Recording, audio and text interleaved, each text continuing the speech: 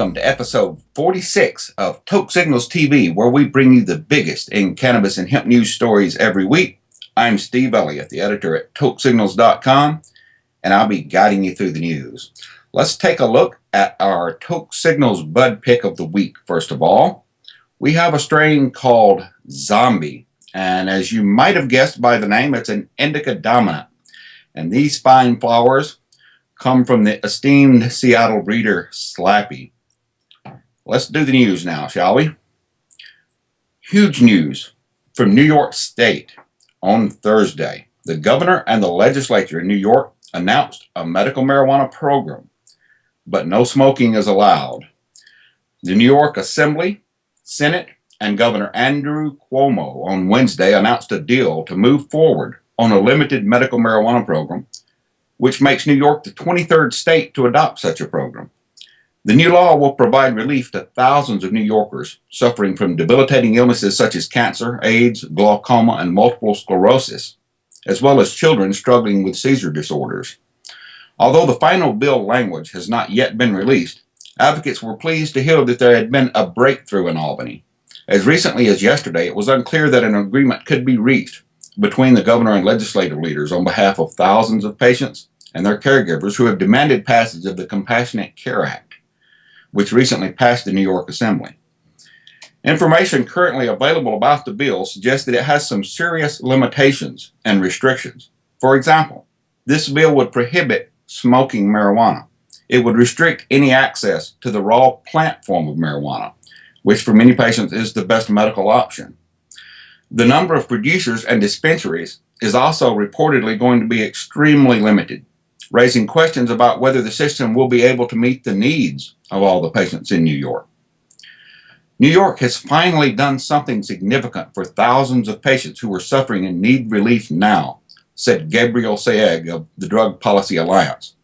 They will benefit from this compromise. That said, this is not the bill we wanted, Sayegh said. We are disappointed to learn that eligible conditions have been limited, and despite strong medical evidence about the benefits of smoked and raw cannabis, leaders decided to exclude this as an option for doctors and patients in New York. We strongly believe that the decision about the mode of administration for any medication should be left up to the doctor and their patients, Sayegh said.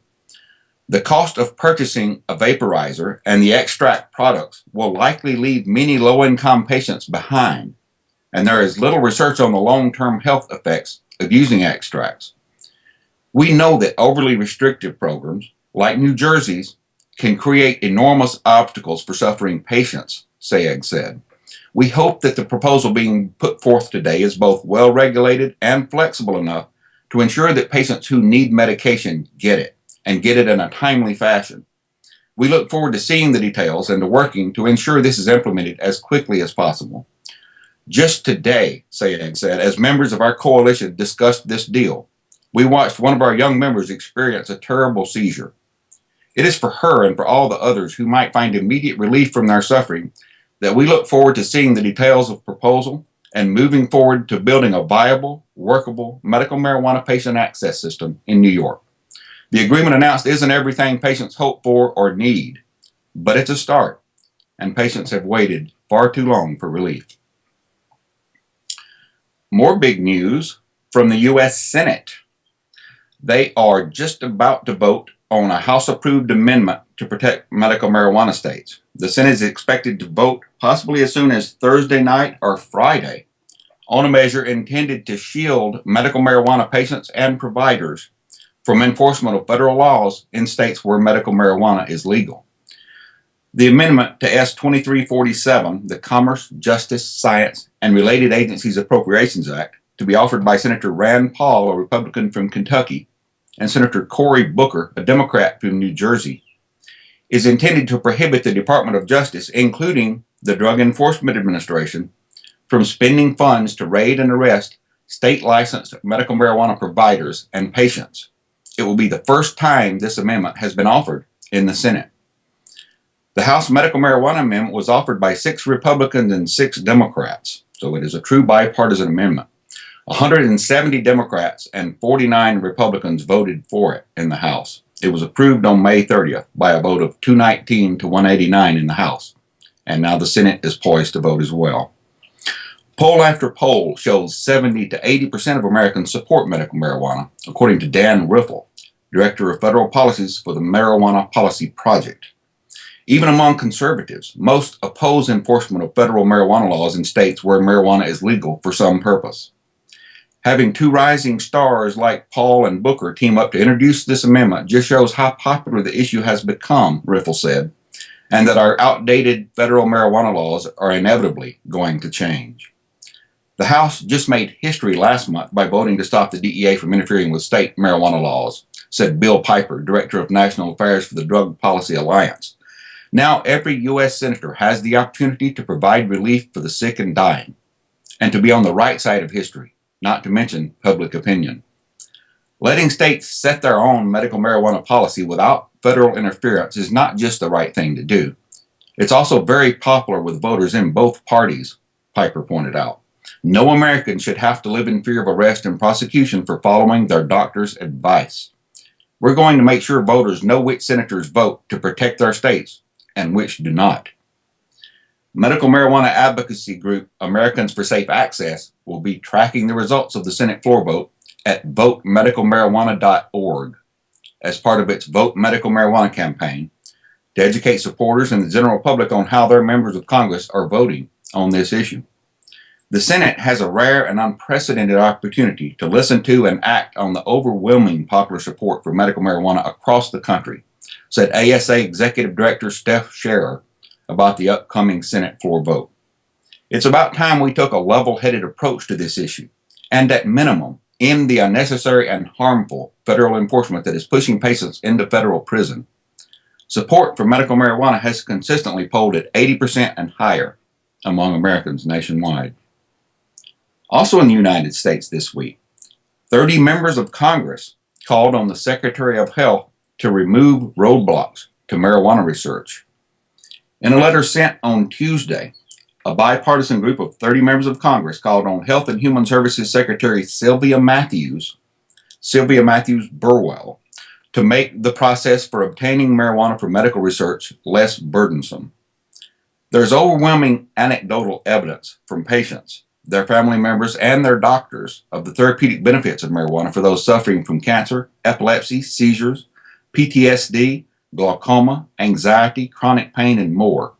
The letter reads in part, "We believe the widespread use of medical marijuana should necessitate research into what specific relief it offers and how it can best be delivered for different people and different conditions," the letter reads. Yet the scientific research clearly documenting these benefits has often been hampered by federal barriers. In light of the fact that substances like opioids and barbiturates have been researched and developed for human use, it would seem that we should investigate the legitimate medical uses of marijuana, reads the letter. We request that you review and revise the HHS guidance to eliminate what we believe to be an unnecessary additional review process. Currently, scientists not funded by the NIH seeking to conduct research on marijuana are subject not only to the review process that applies to other Schedule I substances, but to an additional review process by the Department of Health and Human Services that allows for access to the only source of marijuana grown in the United States that can be legally used for research, says a press release from Representative Earl Blumenauer, a Democrat from Oregon. This additional review adds a layer of uncertainty for researchers and can lead to delays or even denial, according to Blumenauer. There's no reason the federal government should make it harder for scientists to study marijuana than it is to study any other drug. Yet that's exactly what it is doing, said Dan Riffle, Director of Federal Policies for the Marijuana Policy Project. The Public Health Service review protocol applies to marijuana but not to any other drug. Marijuana is less harmful than alcohol, but our federal government treats it like it's plutonium, Riffle said. With marijuana prohibition coming to an end, our government should be promoting this type of research, not obstructing it. In New Jersey this week, a bit of hot air, where Governor Christie says medical marijuana is a front for legalization. Now, if there was any doubt in anyone's mind about just how ignorant New Jersey Governor Chris Christie is when it comes to medicinal cannabis, the big guy has put those doubts to rest. following reports that patient enrollment in the state's medical marijuana program is low, due largely to his own foot dragging and ineffective implementation, Christie called the New Jersey program and others like it across the nation a front for legalization. The New Jersey legislature passed the state's medical marijuana law back in 2009, and former Governor John Corzine, a Democrat, signed it just before he left office. The Christie administration since then has been notably slow in implementing the program. The first dispensary didn't open until December 2012, reports Brent Johnson at the Star-Ledger. Only 2,342 patients have signed up for New Jersey's medical marijuana program, after initial predictions had estimated tens of thousands of patients might be helped. Last week, the president and CEO of Compassionate Care Foundation in Egg Harbor, one of only 3 operational dispensaries in the entire state, announced he is quitting because he said he couldn't keep working for no pay. Governor Christie, after making it as difficult as he could for patients to obtain medical marijuana, now says it's clear there's not a demand for medicinal cannabis. What there's a huge demand for is marijuana, Christie said Monday night on his monthly radio show, not medical marijuana, because when we run a medically based program, you don't see the demand. Contrary to the governor's assertion, many lawmakers, dispensary owners, and patients blame the low enrollment on the program's strict rules, high costs, small number of doctors willing to participate, and Governor Christie's lack of involvement and disinterest in enhancing participation. There is so much reticence on the administration's part. I don't know how you break that logjam, said Assemblyman Reed Gusiora, a Democrat from Mercer, a lead sponsor of New Jersey's law. All they have to do, he said, is open their eyes. Governor Christie, meanwhile, claimed that some people are using medical marijuana as a path for all cannabis use to be legalized. What did these folks say? Christie said on Monday. They weren't making enough money. You know, if this was a medical program, what's everybody worried about making money for? Christie didn't mention that under his administration, New Jersey's economy is so bad, 25% of adults live with their parents, and that's according to the U.S. Census Bureau. But the rotund, ambitious politician wasn't done talking. No, unfortunately, he kept on. This is a fallacy, Christie, who has his eyes on the White House, added. This program and all these other programs, in my mind, are a front for legalization. Unless you have a strong governor and a strong administration that says, oh, medical marijuana, absolutely. We're going to make it a medically based program. No demand there, or very little, Christie claimed. I am not going to allow de facto legalization of marijuana in this state, or regular legalization of marijuana in this state by statute, Christie boasted. It's not going to happen on my watch. In Nevada, Clark County this week approved 101 applications for medical marijuana developers. Clark County, Nevada commissioners on Tuesday approved those 101 applications for medical marijuana developers who want to open cultivation, production, that is processing, and laboratory facilities from Laughlin to Las Vegas. Commissioners approved the vast majority, more than 90% of the applications with unanimous votes. They rejected only 5 applications from a pool of 106. They had started the day with 112 applications, but 6 applicants withdrew. In the 7-hour hearing, the commission approved 58 permits for cultivation facilities, 38 for production facilities, and 5 permits for laboratory testing. These applicants will still need approval from the state of Nevada. The 5 rejected applications were due to unsuitable facilities or lack of expertise in growing cannabis, reports Connor Shine at the Las Vegas Sun. Commissioners earlier this month approved applications for 18 dispensaries in unincorporated areas of Clark County. Among the applicants on Tuesday were Brian Greenspun, editor and publisher of the Las Vegas Sun, and Randy Black, a longtime casino executive and businessman who retired last year from Mesquite Gaming. Black got approval for his company, Clear River, to set up a cultivation and production facility in Laughlin. He had also previously received approval for a dispensary in Laughlin. It's a lot of luck and a lot of preparation and a lot of prayers, said Black's attorney Bob Gronauer Jr. Tuesday's process, in sharp contrast to the dispensary phase, approved almost all applicants. During the dispensary phase earlier this month, there were 79 applicants aiming for 18 licenses, meaning 61 losers and just 18 winners. That made for a lighter spirit on Tuesday as applicants chatted in the hallway, waiting their turn before the commission. The commission imposed a 6-minute limit for each presentation, according to Chairman Steve Sisolak, but he said commissioners had already often visited individually with the applicants and toured the proposed sites. Sisolak said he supported approving as many qualified growing and processing facilities as possible. We wanted to make sure we had more than an adequate supply, he said, in order to keep costs down for patients. According to Sisolak, some of the applicants approved on Tuesday likely won't ever open due to the high cost of starting up a marijuana growing operation. This is a great alternative for patients, said Maria Wilson, co-manager of Vegas Valley Growers. Wilson, who has a background in pharmaceutical device sales, said her company received cultivation and production permits. Many of the applicants stressed the security aspect of their planned operations. In one case, employees will be required to wear uniforms with no pockets to keep theft down. I think I'd rather just hire good employees to begin with, but that's just me. Commissioners plan to discuss related issues at a future meeting, including outdoor advertising for medical marijuana. In Oregon this week, officials are now inspecting medical marijuana dispensaries. This weekend will mark the first month of medical marijuana dispensary inspections by officials with the Oregon Medical Marijuana Dispensary Program.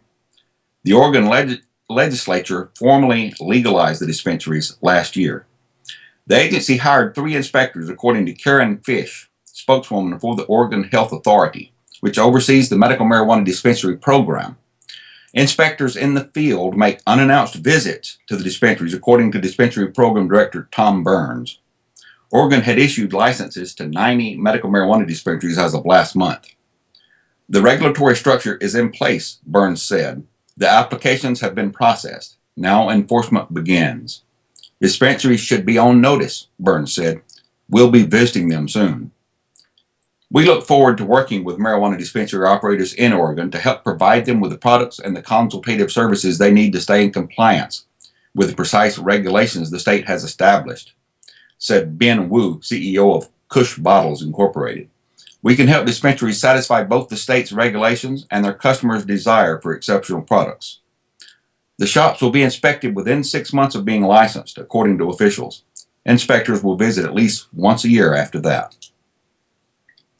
In Albania, a strange story this week, police stormed what they called a lawless marijuana village.